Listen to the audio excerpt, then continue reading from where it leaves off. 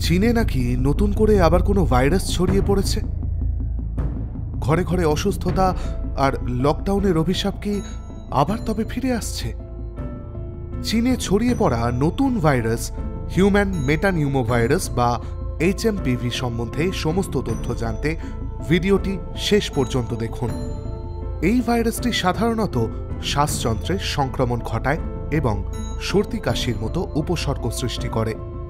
বিশেষ করে শিশু, বয়স্ক এবং দুর্বল রোগ প্রতিরোধ ক্ষমতা সম্পন্ন ব্যক্তিদের জন্য এটি গুরুত্বপূর্ণ সমস্যার সৃষ্টি করতে পারে।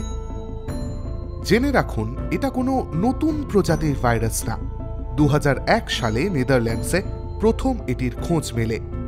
চীনের জাতীয় রোগ নিয়ন্ত্রণ ও প্রতিরোধ প্রশাসনের সাম্প্রতিক তথ্য অনুযায়ী 14 বছরের কম বয়সী শিশুদের মধ্যে HMPV সংক্রমণের হার বৃদ্ধি পেয়েছে, বিশেষ করে দেশের উত্তরাঞ্চলে।